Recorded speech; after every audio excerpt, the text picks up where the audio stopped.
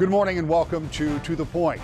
Well, here we go again. Another budget battle in Washington. Democrats and Republicans can't agree on how to fund the government, and a lot of that surrounds the Affordable Care Act, or Obamacare. It was a week ago when I sat down with Senator Rand Paul on Mackinac Island to talk to him about his thoughts on the budget, what should happen, what about a government shutdown. All of these comments came before some of the most recent developments, but you'll get a good idea of where the senator stands when it comes to paying for government. Senator, there is much to talk about, but I want to talk to you about something that you've been passionate about for a long time, and that's about government spending. You and your colleagues are facing another debt ceiling, another continuing resolution. Colleagues over in the House have passed something that your colleagues in the Senate aren't likely to pass. Tell me where you believe we are with the U.S. budget going forward as we start to face what could be another Washington-made crisis. Well, the first thing you have to do is put it in perspective. You know, we're borrowing $30,000 every second. Just in the next couple of minutes, we'll borrow millions of dollars while we're talking. It can't go on. It's unsustainable. So really, the government should do what you and I have to do. You can't spend more than you bring in. And that's the way government should operate. We should balance our budget every year. People always put it in terms of government shutdown and this and that. But really, they should put it in context of should government spend what comes in and nothing more. And I think that's what we should do, balance your budget. How would you get there, given that you understand how Washington works pretty well? You've been in the Senate. Or doesn't work. Well, there is that. But you've seen it not just from your own perspective, but you've been around for a while with service over in the House of your father. So you know how Washington has continued to borrow and spend and borrow, right, and do, quite frankly, gimmicks with budget keeping and all of those things. How do you start to undo that, given that it really has become part of the culture? Right. We're so far out of whack that it might actually take a couple of years. So being the great moderate that I am, I've acknowledged that I can't do it in maybe 1 year. We've produced a budget plan that would balance in 5 years. And to put it in context, how hard is it? You could simply freeze spending and it balances in 6 or 7. Just don't spend any more. You don't cut any spending and it balances in 6 or 7. The problem in Washington is there is no baseline of spending. The baseline goes up 5% a year. So when a politician says, oh, I'm going to cut $300 billion, they're really cutting from the rate of increase. We need at the very least freeze spending. If you cut 1 penny out of every dollar, you'd balance in 3 or 4 years. So really, it's not as difficult as many people put up, but you elect people whose job they think it is to go to Washington to bring you stuff. But I tell people there's no money, there's nothing I can bring you. I can try to leave more money in your hands if you earned it, but I can't bring you stuff that's not there. We're borrowing it from China to bring it home. It's just not good policy. What is the reaction from your colleagues, starting first with Republicans? I realize that there's some Republicans that say, yes, Senator Paul, we agree with you. But there are other Republicans who also say, well, wait a minute, that's too drastic. You do that and government will, if it doesn't close down, it will at least start to collapse. Right.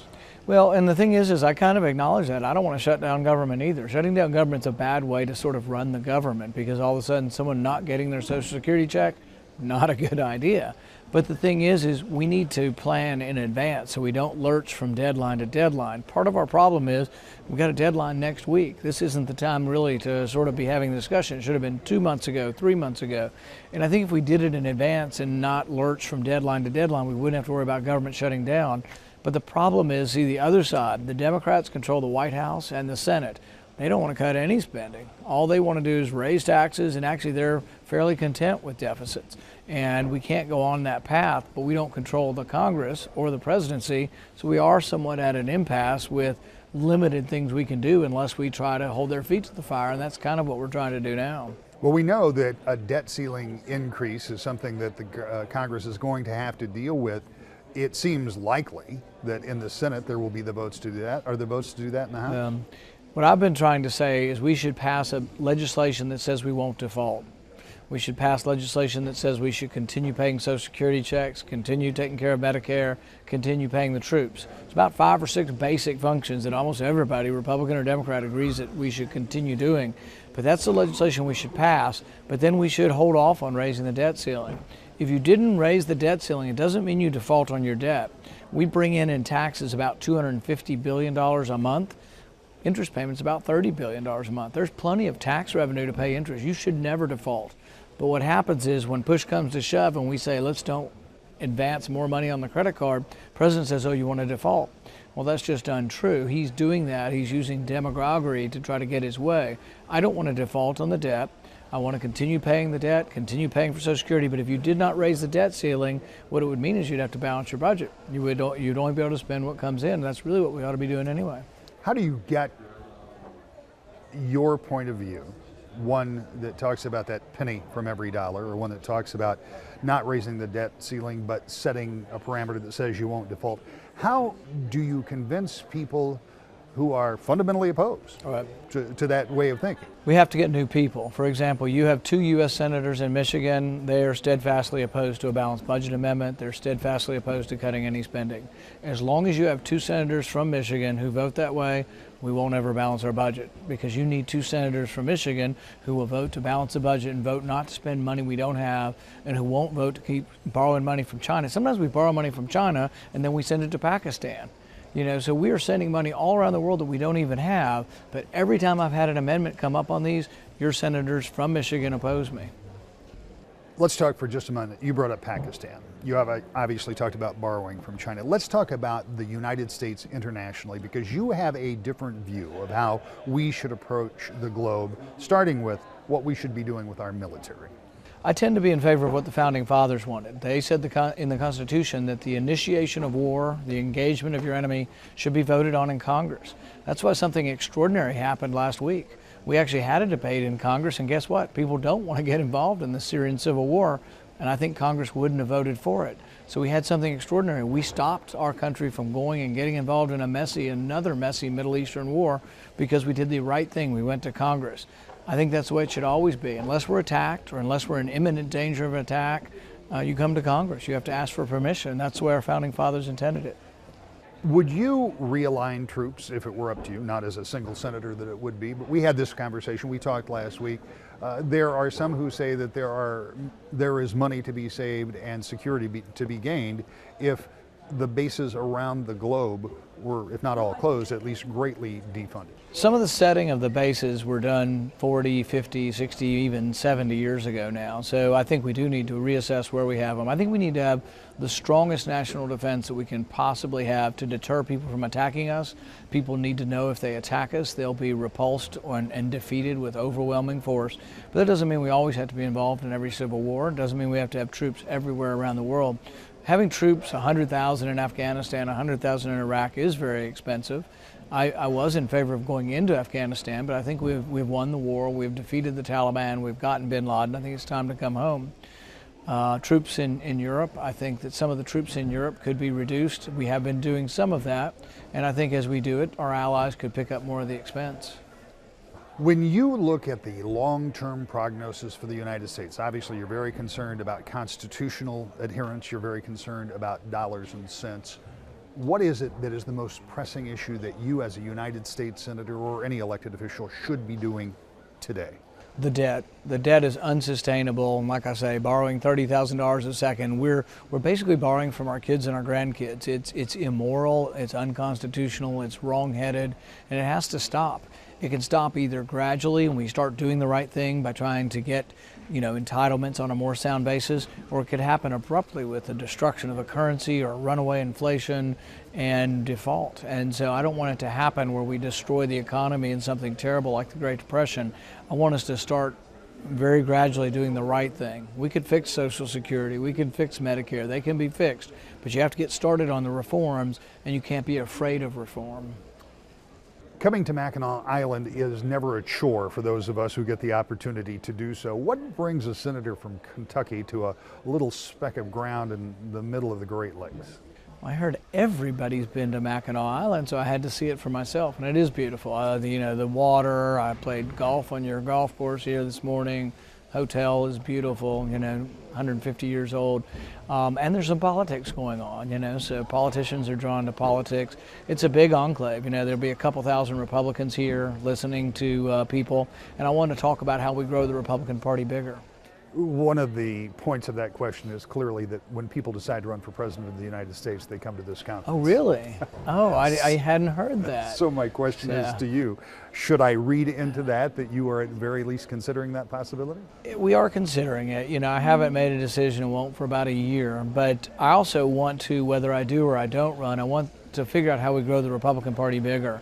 I think we need a more inclusive party. We need a party that's more open and welcoming to African Americans, to Hispanics, to Asian Americans, to Jewish Americans.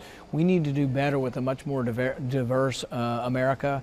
And if we don't, we're not going to be able to win presidential elections again. But I think there's a lot to be said in our message that distrusts big government that really should be appealing to many people who haven't been listening to our message. So I think we need to do a better job delivering that message. Senator Paul may not make his decision about running for president for another year or so, but if he does decide to get into the GOP race, he will not be alone. Look for a crowded field as we head into 2016. When we come back, the chairman of the National Republican Party talks about the state party, the position his party is in moving into 2014, and what he wants to do when it comes to the Affordable Care Act, or what he calls Obamacare. That's next. To the Point. Welcome back to the Point. Last week at this time, you were hearing from the leader of the Democrats in the State House of Representatives. He told us about the things he and his party would like to accomplish in the months ahead. This morning, we take you back to Mackinac Island. The view from the island last week was purely one of the Republican Party, including the Republican National Committee Chairman, Reince Priebus. Mr. Chairman, we were talking just before we started about the nature of this conference on Mackinac Island. It certainly goes back before your time as chairman and before your time being active in politics. Maybe before I was alive. That's right, exactly. What is this? Because you, as the chairman of the National Republican Party, travel everywhere. You go all over the country, you work with candidates, you work with parties. This, however, is somewhat unusual to have this kind of a gathering every 2 years. Well, I mean, it's a special event, not just for Michigan, but for the entire country. And that's why you see, I think, some of our country's top political Republican speakers and activists coming to this event. There's something very special here in Michigan, and that's that you've got an incredible Republican Party. The Michigan GOP is probably one of the top 2, 3, maybe the top Republican Party in the country. So Bobby Shostak isn't just the Michigan GOP chairman, he's a national leader that the Republican Party around the country looks to for guidance. And so we come here to learn too, and to talk to people and hear what they're thinking and where they see the future of our party to be. If you took a clinical look at where the Republican Party is in the state and just started at the top of the ticket, the governor, lieutenant governor, attorney general, secretary of state, both legislative bodies, the Supreme Court largely, that looks pretty promising. But reporters, of course, look for those pesky other sides, and that other side is that Republicans haven't won a presidential election cycle, for a general cycle here, since George Herbert Walker Bush ran. That has to be troubling as you prepare for 2016. Is there an opportunity? Obviously, you believe there's an opportunity to turn that around, but if there is, what do you do to change that long dry spell? Well, I mean, certainly you've hit something that I think is pretty fundamental, and I think it's a truth within our own party, which is in the midterm elections, and I'm from Wisconsin, so I'm your neighbor, and we're in the same boat you are. I mean, we have won, the Republican Party in Wisconsin and Michigan wins about every single thing imaginable in the off year. What don't we win in the off year? But then you get to this presidential cycle, and like you all, we're a little bit worse off. We haven't won since 1984 in Wisconsin, 28 years. So what's going on? And what we're trying to do here in Michigan is address not just 2014, but 2016. And I think what it really means is that we can't be a part-time party. We can't be a national party that shows up once every 2 years, 3 months before an election, and expect to do well. So what they're doing here in Michigan is pretty clinical. They've opened up victory offices already in 2013. They've got over 700 precinct captains across the country. Just last month, I think the Republican Party here made over 30,000 contacts. This is in August and September of 2013.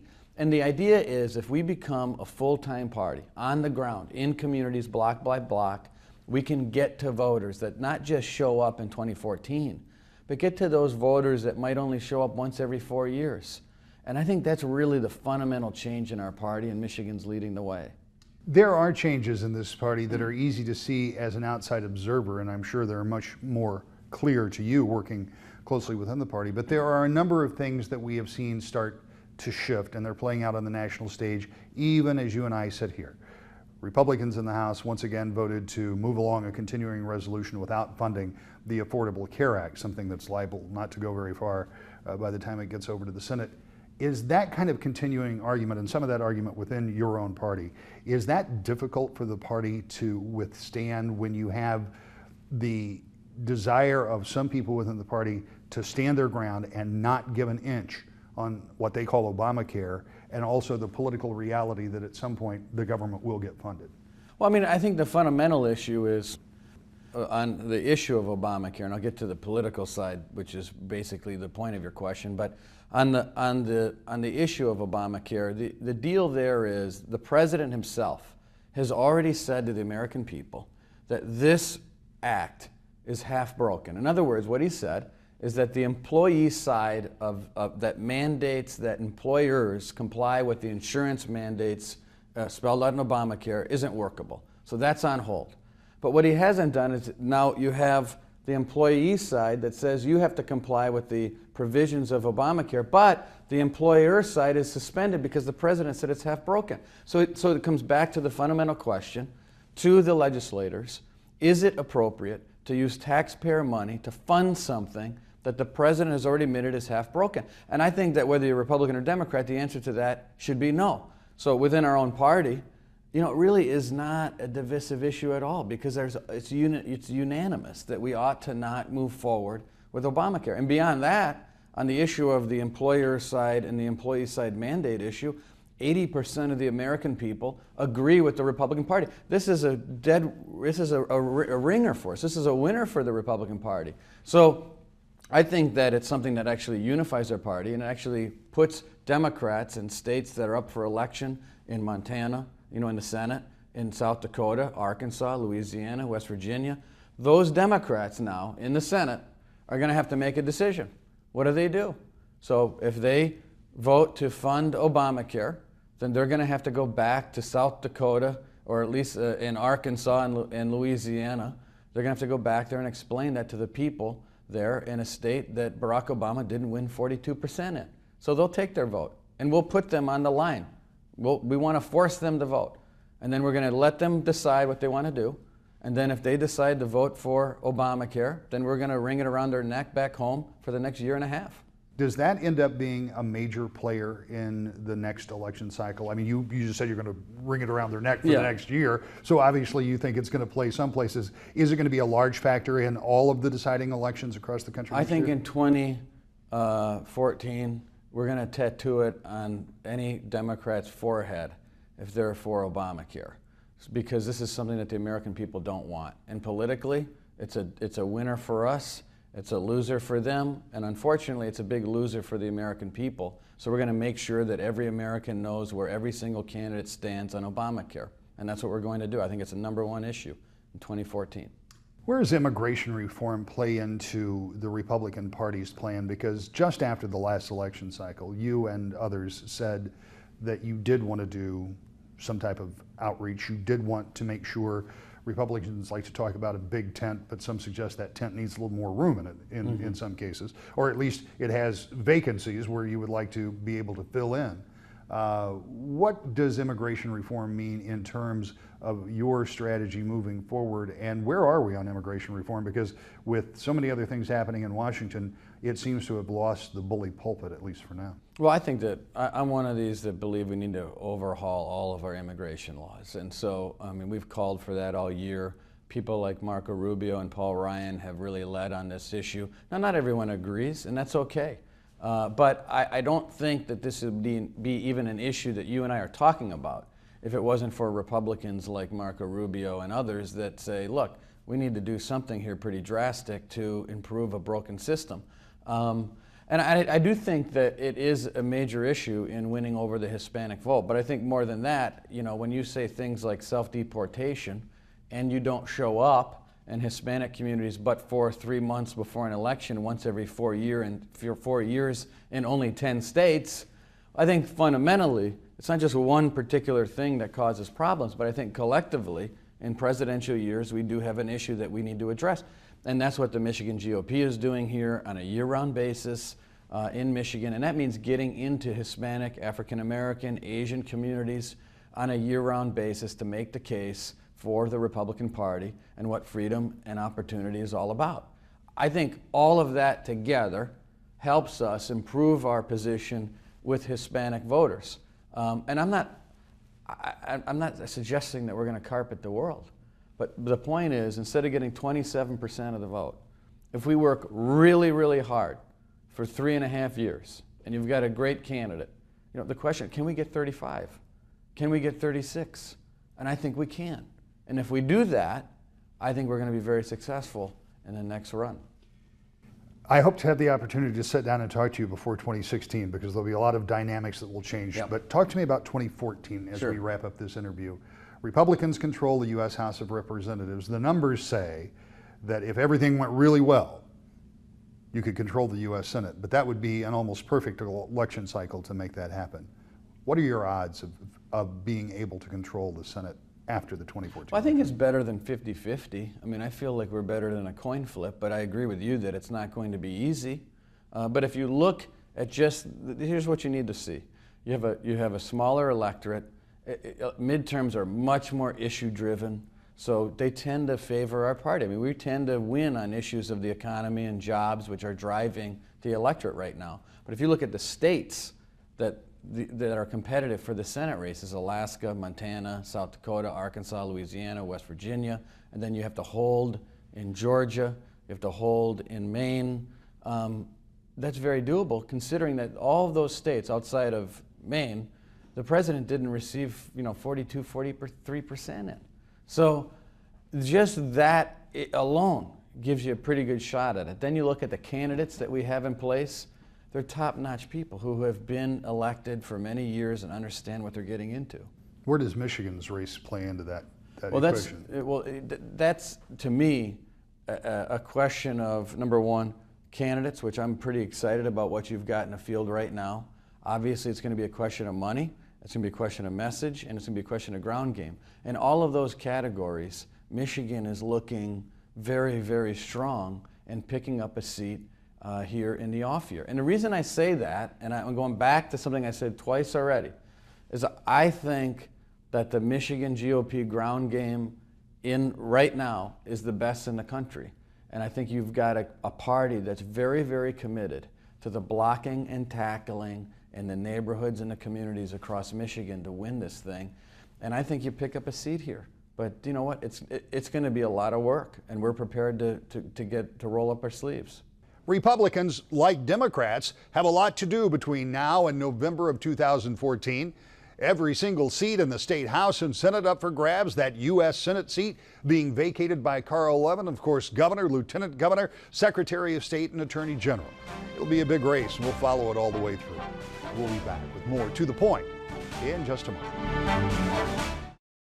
Every 2 years, the Republicans meet on Mackinac Island and get ready for the next big election. In this case, it's 2014.